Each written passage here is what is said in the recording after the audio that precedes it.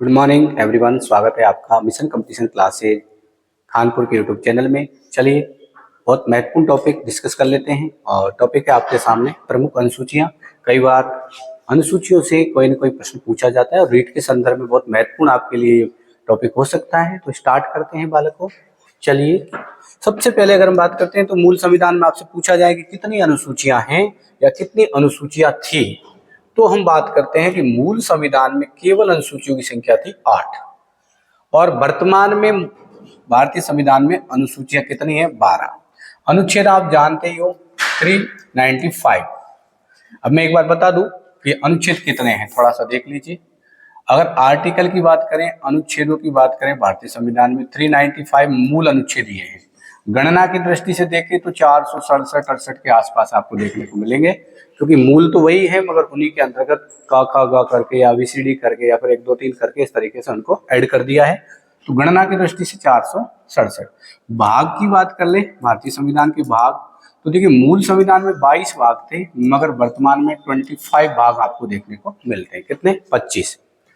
और अनुसूचियों की अगर बात करें तो वर्तमान में मूल संविधान में 8 अनुसूचियां थी और वर्तमान में कितनी है 12 अनुसूचियां। तो ये याद रखना, अनुच्छेद मूल संविधान 395, गणना की दृष्टि से 467, भाग 22, ठीक है, गणना की दृष्टि से 25, ठीक है वर्तमान में। तो ये है।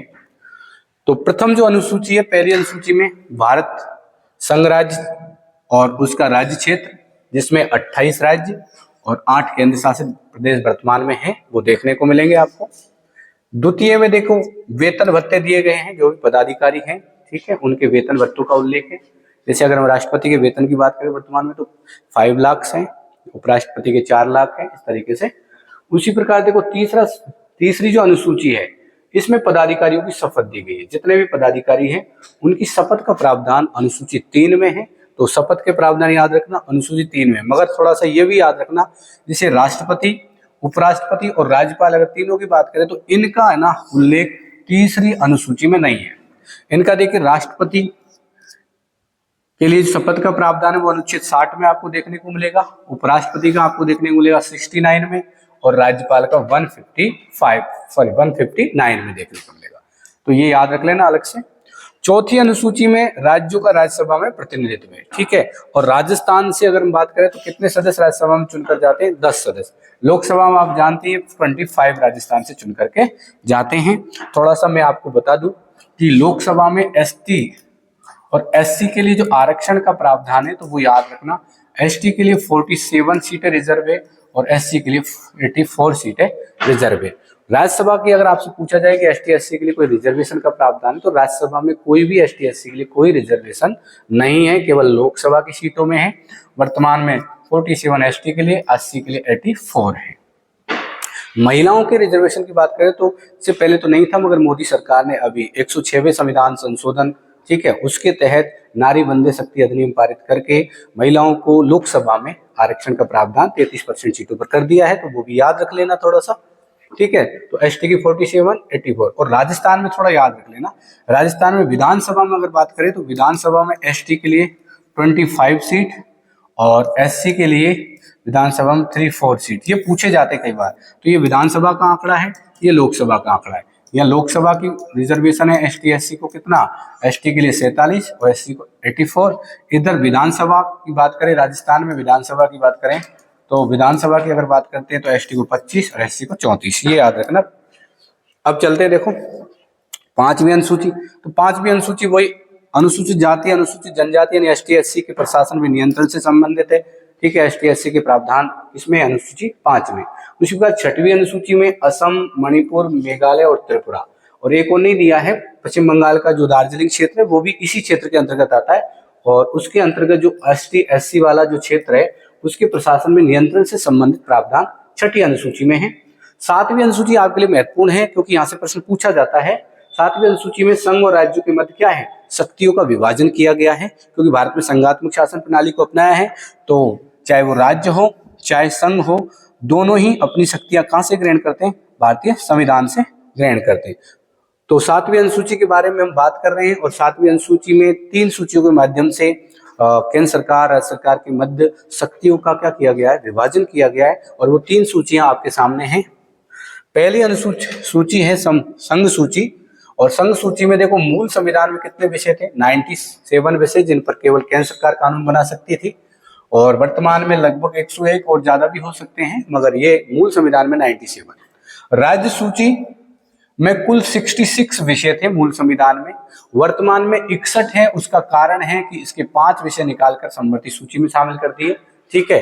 और समवर्ती सूची में मूल संविधान में 47 थे, मगर 5 यहाँ से इसमें जुड़े, तो वर्तमान में कितने हो गए, 52, याद रख लेना। तो वो 5 विषय कौन से हैं जो राज्य सूची से निकाल करके समवर्ती सूची में डालें, तो वो विषय हैं देखो, शिक्षा, वन एवं वन्यजीव, नापतोल, परिवार नियोजन, यानी कि ठीक है, परिवार नियोजन और न्यायिक व्यवस्था। तो ये सारी चीज याद रखना, 5 विषय आपके राज्य सूची से निकालकर किस में डाले गए हैं, समवर्ती सूची में। इसलिए समवर्ती सूची में विषयों की संख्या 52 हो गई है वर्तमान में, और राज्य सूची में 61 हो गई है। जबकि मूल संविधान में याद रख लेना, कई बार मूल संविधान का ही मानते हैं 97, संघ सूची, राज्य सूची 66 और समवर्ती सूची 47। 5 विषय कौन से हैं, तो शिक्षा, वन एवं वन्यजीव, नापतोल, परिवार नियोजन और न्यायिक व्यवस्था। ये 5 विषय किससे निकाले हैं, राज्य सूची से निकाल करके समवर्ती सूची में डाल दिए हैं, याद रखना। और अब 8वीं अनुसूची है, ये भी एक बहुत महत्वपूर्ण अनुसूची है। मूल संविधान में देखो, वैसे 8वीं अनुसूची में किसका उल्लेख है, अधिसूचित भाषाओं का उल्लेख है। वर्तमान में 22 भाषाएं 8वीं अनुसूची में उल्लेखित है, मगर परंतु याद रखना कि जब मूल संविधान बन के तैयार हुआ तो उस समय केवल 14 भाषाएं थी, और वर्तमान में कितनी है, 22, जिनमें अंग्रेजी भाषा शामिल नहीं है। अंग्रेजी भाषा को केवल नागालैंड ने अपनी राजभाषा बना रखा है। किसने बना रखा है, नागालैंड ने अपनी राजभाषा बना रखा है। बाकी सारी भाषाओं का लगभग उल्लेख किसमें है, राजस्थानी भाषा का भी नहीं है, अभी प्रयास चल रहा है। और अंग्रेजी भाषा को छोड़ दे तो बाकी लगभग भाषाएं किसमें शामिल है, आपके 8वीं अनुसूची में। अब देखिए, 21वां संविधान संशोधन अधिनियम पारित किया गया 1967 में। इसके तहत 15वें नंबर की जो भाषा जोड़ी गई, 15वें नंबर की भाषा जोड़ी गई, वो थी सिंधी भाषा। कौन सी भाषा थी, सिंधी। उसी प्रकार एक और संशोधन 71वां संविधान संशोधन 1992 में किया गया, और इसके तहत कमीने यानी कि कोंकणी, मणिपुरी और नेपाली, KMN, ये 3 भाषाएं जोड़ी गई। कौन कौन सी, कोंकणी, मणिपुरी और नेपाली। कौन से संशोधन के तहत, 71वें संविधान संशोधन 1992 के तहत। उसी प्रकार देखो 92 में एक संशोधन अधिनियम और लाया गया 2003 में, और 92वें संविधान संशोधन नियम के तहत देखो, एक तो जोड़ी गई बोडो, एक डोगरी, एक मैथिली और एक संताली। तो बदमाश, जैसे याद रख लेना, बदमाश, ठीक है। तो B से मतलब हो गया बोडो, और D से मतलब डोगरी, M से मैथिली और S से संताली। तो बदमाश याद रखना, ठीक है। तो इस प्रकार से अब 9वीं अनुसूची की बात करें तो ये भारतीय संविधान के प्रथम संविधान संशोधन 1951 में जोड़ी गई थी, ठीक है। और इसके तहत संपत्ति अधिग्रहण और भूमि सुधार से संबंधित कानूनों का प्रावधान किया गया। 10वीं अनुसूची भी याद रखना, आपके 52वें संविधान संशोधन 1985 के तहत जोड़ी गई है, ठीक है। कौन से के तहत जोड़ी गई है, 52वें संविधान संशोधन 1985 के तहत जोड़ी गई है। और इसमें दल बदल पर रोक लगाई है। दल बदल ये होता है कि कोई भी व्यक्ति किसी पार्टी का सिंबल लेकर चुनाव लड़ लेता है, चुनाव जीतने के बाद वो किसी दूसरी पार्टी में जाकर मिल जाता है, तो वो दल बदल है। तो इसको रोकने के लिए 10वीं अनुसूची भारतीय संविधान में जोड़ी गई 52वें संविधान संशोधन के तहत। और इसी प्रकार का एक और संशोधन 91वां संविधान संशोधन 2003 में किया गया, जिसका संबंध भी किससे है, दल बदल से। तो याद रख लेना, 52वां संविधान संशोधन और 91वां संविधान संशोधन दोनों का संबंध किससे है, दल बदल पर रोक लगाने से है। 11वीं अनुसूची बहुत महत्वपूर्ण है, जो कि पंचायती राज से है, और पंचायती राज को संवैधानिक मान्यता दी गई है। इसके तहत 73वां संविधान संशोधन 1992 में किया गया, जो 24 अप्रैल 1993 को लागू होता है मित्रों। उसके तहत पंचायती राज को संवैधानिक मान्यता दी गई, और इसे कार्य करने के लिए कितने विषय प्रदान किए गए, 29 विषय प्रदान किए गए। और सबसे लास्ट में अगर हम बात करते हैं तो वो 12वीं अनुसूची है, और 12वीं अनुसूची को 74वें संविधान संशोधन वही 1992 के तहत जोड़ा गया, ये भी 93 में लागू हुआ। और इसमें नगर पालिकाओं को क्या दिया गया है, संवैधानिक मान्यता, और उनके कार्य करने के लिए कितने विषय जोड़े हैं, 18 विषय। 13वीं अनुसूची के तहत तो भारतीय संविधान में भाग 9 और 14वीं अनुसूची 11वीं अनुसूची के तहत तो भारतीय संविधान में क्या है, भाग 9, और 12वीं अनुसूची के तहत भारतीय संविधान में भाग 9 के शामिल किया गया है। तो ये याद रख लेना, ठीक है मित्रों। इस प्रकार से आपके सामने जो महत्वपूर्ण अनुसूचियां थी उनको हमने एक तरीके से पूरी तरह से पूर्ण कर दिया है। इससे प्रश्न आ सकते हैं, संभावना है, थोड़ा याद रखना है। जय हिंद, जय भारत।